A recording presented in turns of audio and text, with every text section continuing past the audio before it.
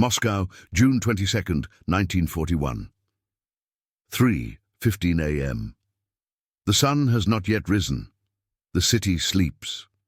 In the Kremlin, Joseph Stalin is awake, reading intelligence reports. They all say the same thing.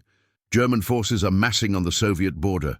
Over 3 million soldiers, thousands of tanks, thousands of aircraft. The largest invasion force in history is poised to strike. Stalin's advisors are alarmed.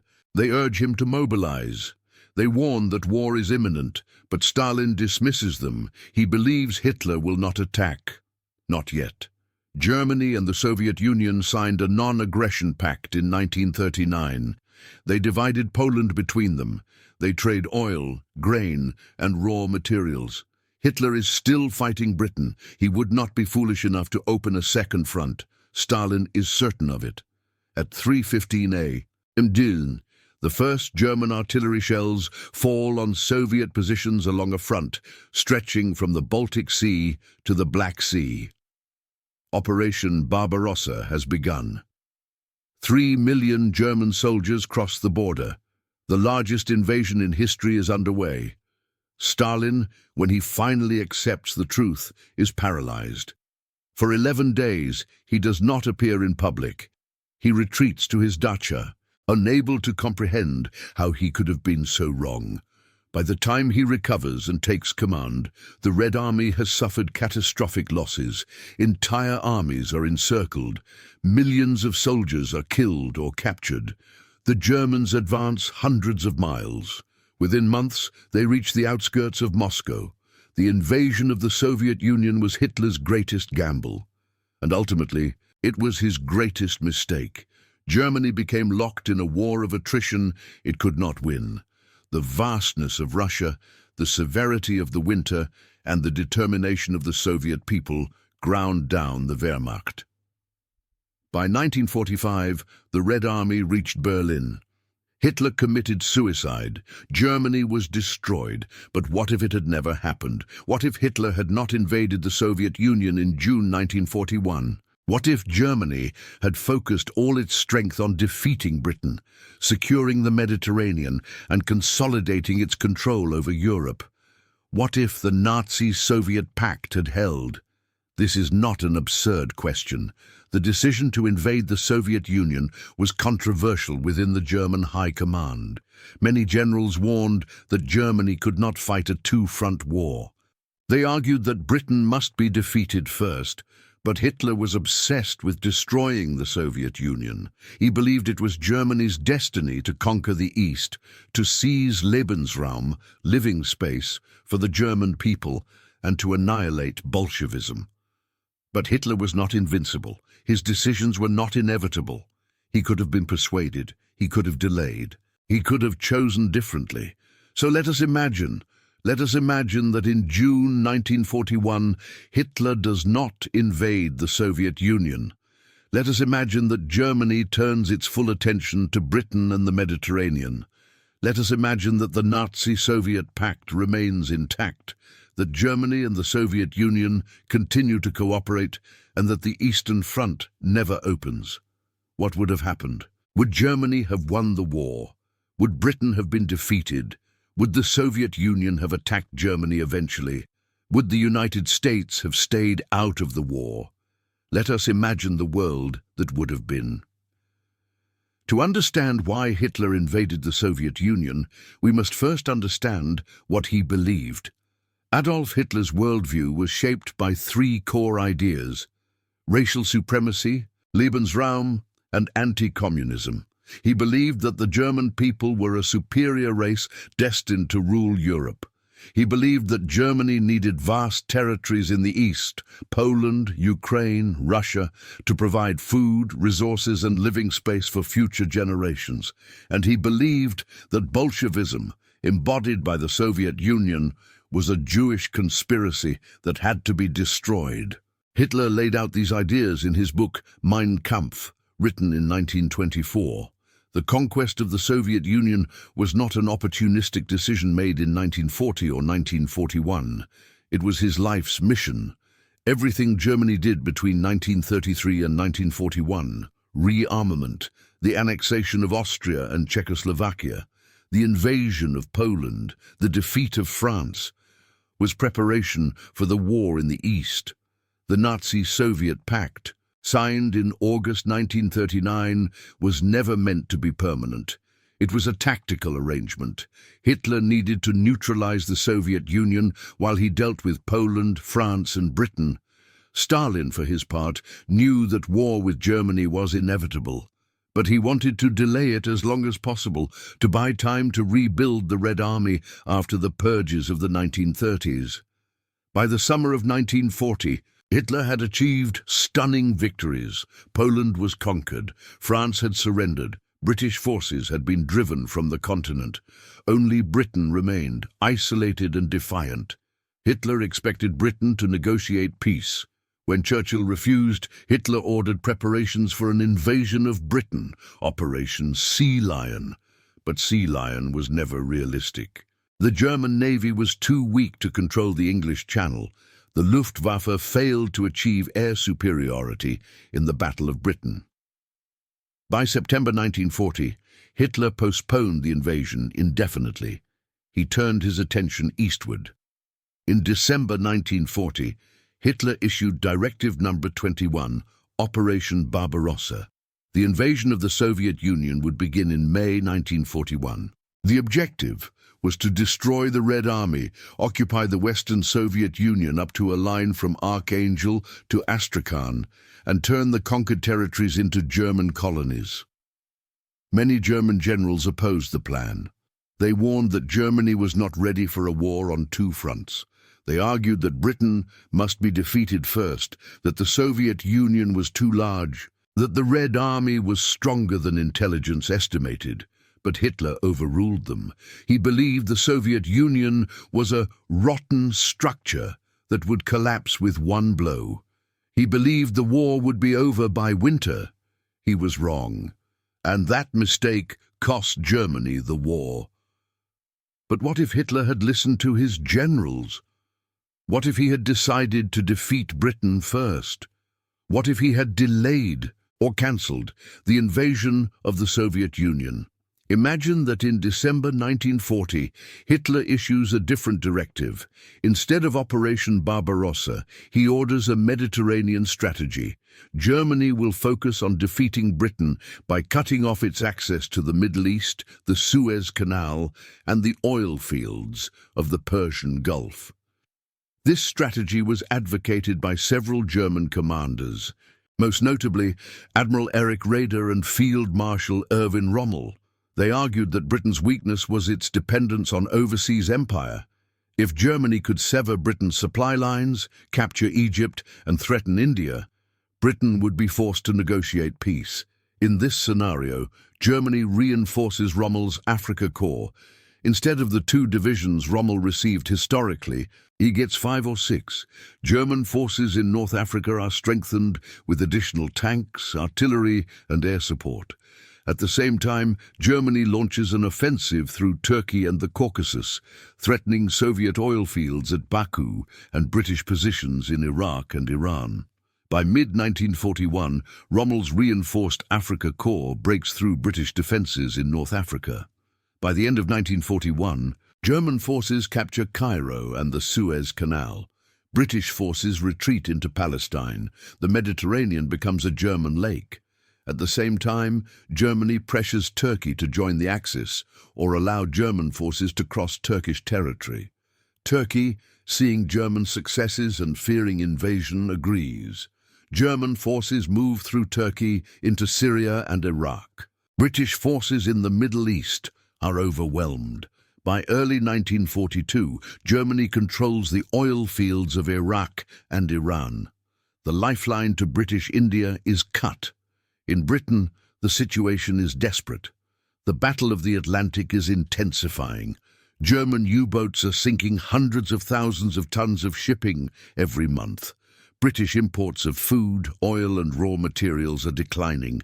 The loss of the Middle East means the loss of oil. British factories begin to run short of fuel. The Royal Navy, dependent on oil, faces the possibility of being unable to operate. Churchill is under immense pressure. Some members of his government argue for a negotiated peace with Germany. Churchill refuses, but by late 1942, Britain's position is untenable. Without American entry into the war, Britain cannot win, and without a German invasion of the Soviet Union, there is no Eastern Front to tie down German forces. In December 1942, Churchill reluctantly approaches Germany through neutral intermediaries. He proposes an armistice. Germany will retain control of continental Europe. Britain will retain its independence and its empire. Both sides will stop fighting. Hitler agrees. He has achieved his goals in the West. Britain is neutralized. The Mediterranean is secure. Germany controls Europe from the Atlantic to the Soviet border. The war in the West is over. And now, Hitler turns his attention eastward. But this scenario raises a critical question. What is the Soviet Union doing during all of this? In our timeline, the Soviet Union was fighting for survival from June 1941 onward. The Nazi-Soviet pact was broken. The Red Army was fighting the Wehrmacht. The Soviet Union and the Western Allies became partners against a common enemy. But in this scenario, the Nazi-Soviet pact remains intact. Germany and the Soviet Union are not at war. They continue to trade. Soviet oil, grain, and raw materials flow to Germany. German machinery and technology flow to the Soviet Union. The border between them is quiet, but Stalin is not complacent. He knows that war with Germany is inevitable. Hitler's ideology demands the destruction of the Soviet Union. The Nazi-Soviet pact is a temporary truce, nothing more. Stalin uses the time to prepare. He rebuilds the Red Army. He moves factories eastward. He fortifies the border. He waits for the German attack that he knows will come. By late 1942, Stalin is ready. The Red Army has been reorganized. New tanks, the T-34 and KV-1, are in mass production. New commanders have been promoted to replace those purged in the 1930s. The Soviet Union has 20,000 tanks, 5 million soldiers, and the industrial capacity to sustain a long war. And Stalin sees an opportunity. Germany has just made peace with Britain. German forces are dispersed across Europe, North Africa, and the Middle East. German attention is focused on consolidating its empire. The Wehrmacht is not concentrated for an offensive against the Soviet Union. In January 1943, Stalin launches a surprise attack. Operation Thunderstorm. Soviet forces strike across the entire German-Soviet border. 3 million Soviet soldiers crash into German defenses. The objective is to drive into Poland, liberate Eastern Europe, and reach Berlin before Germany can react. The Germans are caught by surprise. They have been preparing for an eventual invasion of the Soviet Union, but not in 1943. German forces on the eastern border are insufficient. The Soviets achieve massive breakthroughs. Within weeks, Soviet forces liberate Poland. Within months, they reach the borders of Germany. Hitler is shocked. He orders a massive mobilization. German forces are pulled from France, the Mediterranean, and the occupied territories. The Wehrmacht rushes to defend the Reich. By mid-1943, the front stabilizes along the Oder River, 50 miles from Berlin. The Eastern Front has opened, but this time it is the Soviet Union that attacked, not Germany, and this changes everything. In this scenario, the war becomes a German-Soviet war, and the Western Allies face a dilemma. Britain, having made peace with Germany in 1942, is now neutral. Churchill, watching the Soviet offensive, faces a choice. Does Britain remain neutral while Germany and the Soviet Union destroy each other, or does Britain re-enter the war? Churchill hates both Hitler and Stalin, but he sees Stalin's aggression as a threat to the balance of power in Europe. If the Soviet Union conquers Germany, all of Europe will fall under communist control. Churchill decides that Britain cannot allow that. In the summer of 1943, Britain breaks its armistice with Germany and declares war on the Soviet Union. The United States, which in our timeline entered the war in December 1941 after Pearl Harbor, faces a different situation in this timeline. Without a German invasion of the Soviet Union, without the global conflict that pulled in all the great powers, the United States might remain neutral longer, perhaps until 1943 or even later. But when Britain re-enters the war on Germany's side against the Soviet Union, American public opinion is confused. Many Americans supported Britain in its fight against Nazi Germany, but supporting Britain in an alliance with Nazi Germany against the Soviet Union, that is a different matter. Roosevelt, a committed anti-fascist, refuses to support Germany, but he also fears Soviet expansion. He faces the same dilemma as Churchill, a Europe dominated by Hitler or a Europe dominated by Stalin. Both are unacceptable. By late 1943, the United States decides to remain neutral. It will provide aid to neither side. It will let Germany and the Soviet Union bleed each other dry. And when both are exhausted, the United States will emerge as the dominant power. This cynical calculation shapes the rest of the war. By 1944, the German-Soviet War has become the largest conflict in history. The Eastern Front stretches from the Baltic to the Black Sea.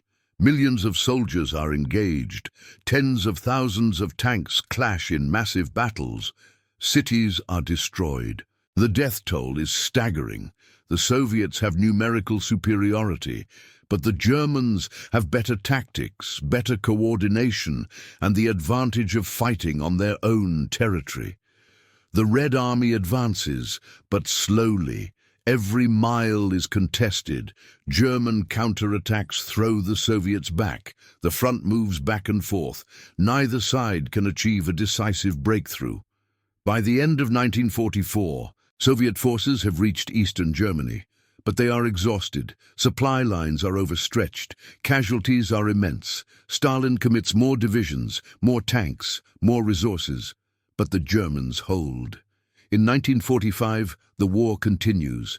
The Soviets lay siege to Berlin. The Germans defend with fanatical determination. The city becomes a graveyard. Hundreds of thousands die. And then, in July 1945, everything changes. The United States, which has remained neutral, completes the Manhattan Project. The atomic bomb is ready. President Truman faces a decision. The war in Europe is destroying the continent.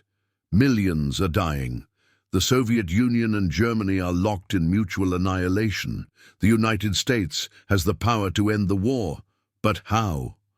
Truman decides to use the bomb, not against Japan, as in our timeline, but against the combatants in Europe. In August 1945, atomic bombs are dropped on Berlin and Moscow simultaneously. Both cities are obliterated. Hitler and Stalin are both killed. The governments of Germany and the Soviet Union collapse. The United States emerges as the unchallenged superpower. Europe is in ruins. Tens of millions are dead. The continent is occupied by American forces. The United States imposes peace. The United Nations is created, and the world enters a new era, one dominated not by fascism or communism, but by American hegemony. But this is only one possible scenario, and it is a dark one. Let us imagine another. Imagine that Hitler, having secured peace with Britain in 1942, decides not to attack the Soviet Union at all. He focuses instead on consolidating his empire. He builds the Atlantic Wall. He strengthens the Mediterranean defenses. He develops new weapons, jet aircraft, ballistic missiles, advanced submarines, and he waits. Stalin, knowing that Hitler will eventually attack, also waits. He continues to build up the Red Army. He moves more factories eastward. He fortifies the border, but he does not attack preemptively. He knows that attacking Germany would unite the Western powers against him.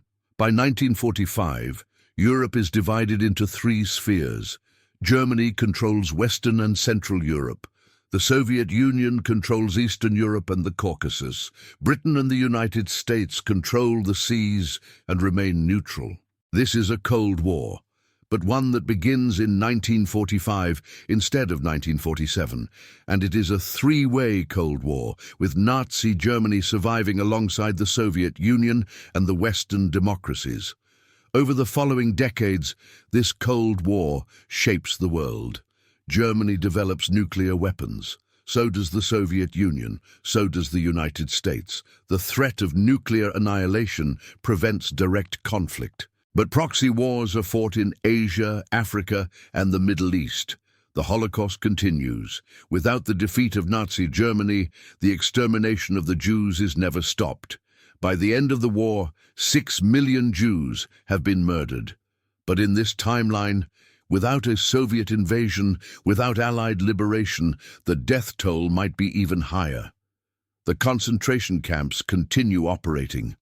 More Jews, more Roma, more Slavs, more undesirables are killed.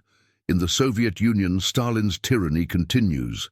Without the war to rally the population, without the suffering and sacrifice that united the Soviet people, Stalin's grip on power is even tighter. The Gulag system expands. Purges continue. Millions die in forced labor camps. In the United States, the country remains prosperous but isolated. It is the richest nation on earth, but it lives in a world dominated by totalitarian empires. American democracy survives, but it is an island in a sea of tyranny. This is a world without the Allied victory of 1945. A world where the moral clarity of World War II, the fight against absolute evil, never occurred.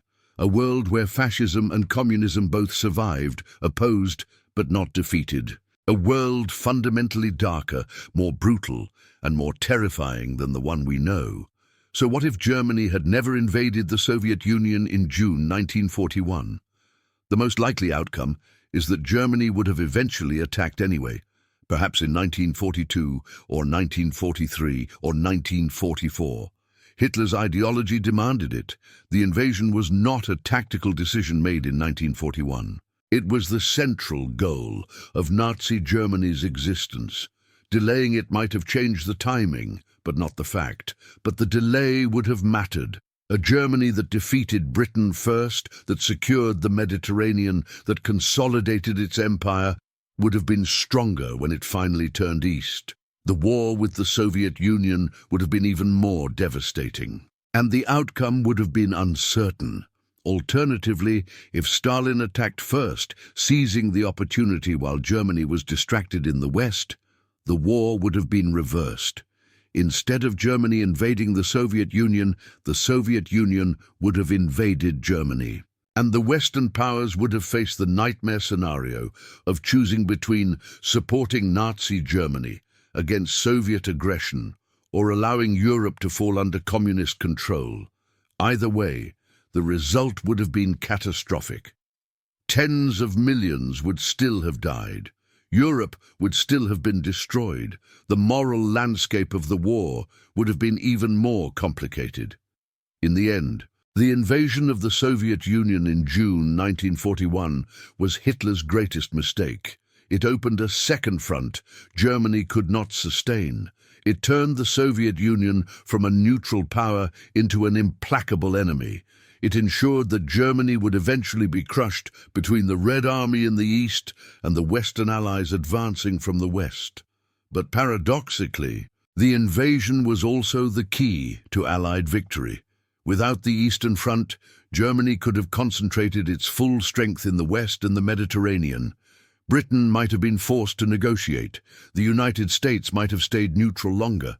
The defeat of Nazi Germany might never have occurred. The invasion of the Soviet Union doomed Germany, but it also doomed Hitler's empire.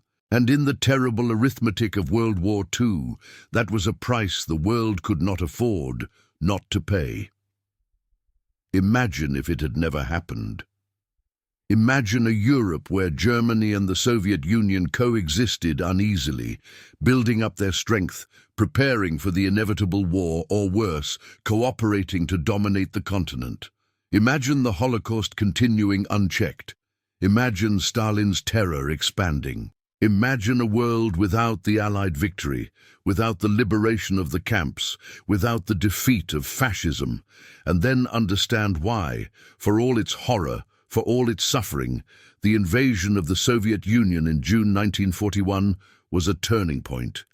Not because it was heroic, not because it was just, but because it set in motion the events that led to the destruction of Nazi Germany. Hitler invaded the Soviet Union believing he could win quickly and decisively. He was wrong. The invasion became a quagmire. The Wehrmacht was ground down. And in the end, the Red Army raised its flag over the ruins of Berlin.